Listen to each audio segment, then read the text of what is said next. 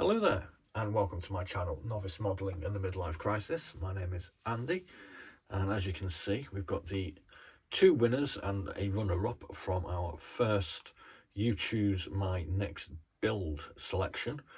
The first one, as you may or may not remember, we did the fins, and we have a Dutch Fokker D-Xxi, a Curtiss Hawk H-75. Those two aircraft drew our little vote with, I think it was 14 votes each, and this Airfix Fiat G-50 BIS came in with 13.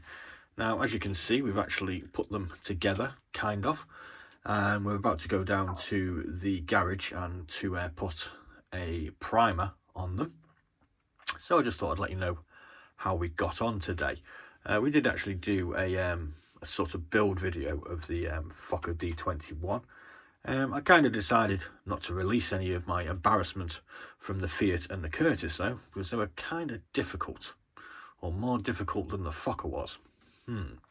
Okay, so the first one that we actually built was the Fiat G-50 BIS, and on the whole, I mean, considering it's a 40-year-old mould, it kind of went together fine, apart from one little problem I had with the engine mounting here, which I'll kind of go into in a second. So, I mean, as you can see, we've got some, we've been using our Vallejo Magic plastic putty, and we've put some down the joining areas of the wing to the fuselage. We put a little bit in where the tailplane meets the fuselage as well. And we got a bit on this joint here where we were left with a bit of a gap. The wings were, you know, basically one piece on the bottom and two pieces on the top, so there wasn't really any joining to do here. Propeller wise, that all went together quite well.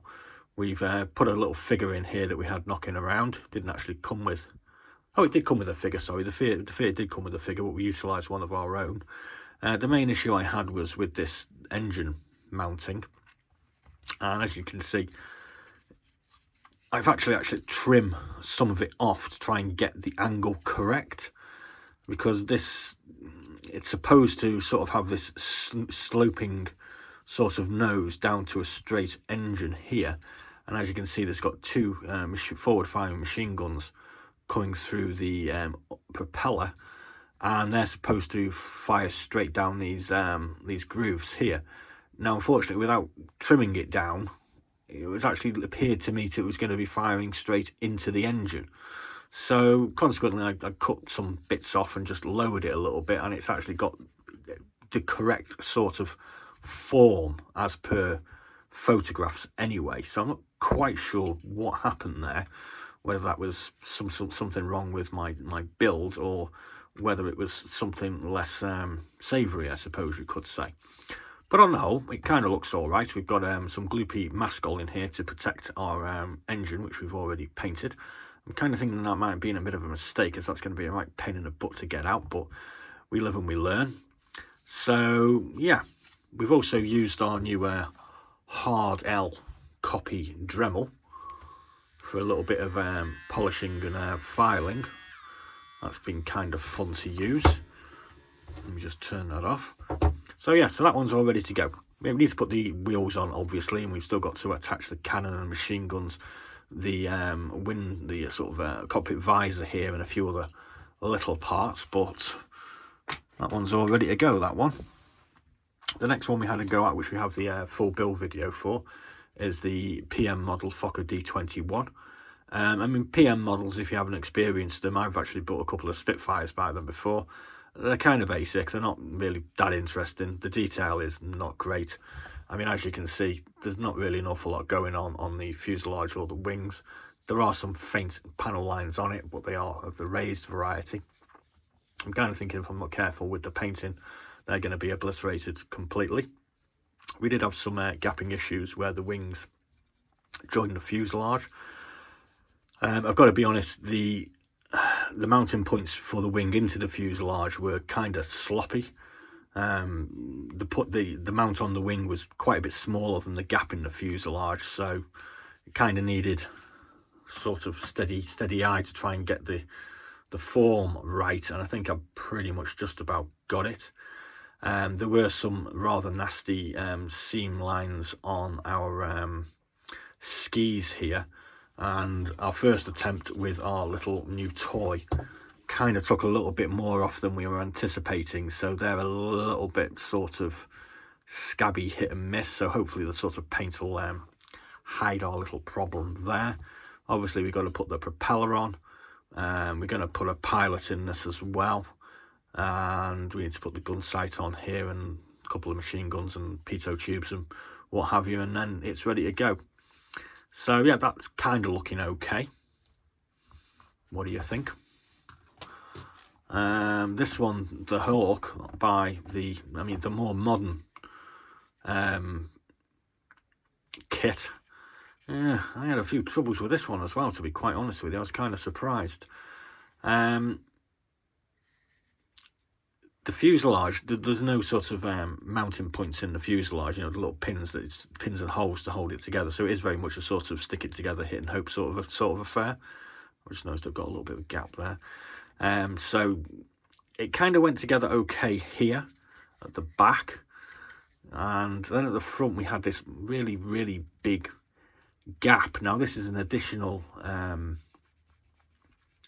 fuselage that comes with the kit, because obviously you've got two different versions. You've got a Hawk and a Mohawk in here. I think that's how it works out.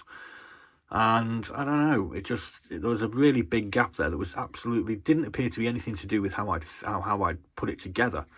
It actually seemed short. It didn't seem to have enough plastic there. And we had the standard sort of issues, sort of where the wings join the fuselage. And we had to trim quite a bit off this rear portion of the wing here, just to get it to sit inside the gap. Yeah, and there's some little fills here for the wheels to sort of retract into, some sort of like a.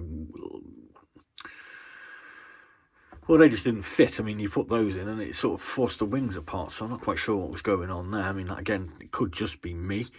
It's quite possible. I was also left with a nasty gap on one side here, which I filled in and sort of buffed out a bit. There has been a little bit of buffing with our new toy. This area here where the tail wheel goes in, there was a small piece of plastic that was almost seemed to have to free float in there. And that didn't work, and unfortunately we've lost the tail wheel at some point, so we're going to have to dip into our spares box and find a spare one for that. So I just fill that with Vallejo putty, and I'll deal with that when I need to. So yeah, it didn't really fit in here either. The sort of this partition sort of bulkhead between the cockpit into the rear fuselage didn't seem to fit either. And I had to trim a load off the mounting points for these rear parts of the tail to get those into the holes. There just seemed to be many little bits that just didn't seem to fit quite right, and it kind of left me bemused, far more than the other pair, because I was kind of expecting issues with this, but I was kind of expecting this one to go together kind of well. So yeah, kind of disappointed with that one. But I think with the paint on, I think it will look all right. Kind of hoping, fingers crossed. So as you know, we're doing these finish ones. I've got myself some of this rather nice. Oh, I've spilled a load. Never mind, I'll get a straw. Gustav Arctic vodka from Finland. And after the afternoon I've had playing around with these, I think I need it. So, kippis. Or cheers, as they say in Finland. That's smooth. Woo. So yeah, we're going to go down to the garage now, and we are going to put some primer on, and then hopefully tomorrow we'll do a bit of painting. And we might get one of these finished by tomorrow. Fingers crossed, not promising anything, but that's the general intention. So thanks very much for watching. Please do like and subscribe, and check out some of our other fascinating videos. And up shortly we will have our selection for next week, which is the Romanians. And we're going to do a kit comparison for this D21 against the PM cheaper variant. And we had a mystery box turn up from Spain the other day.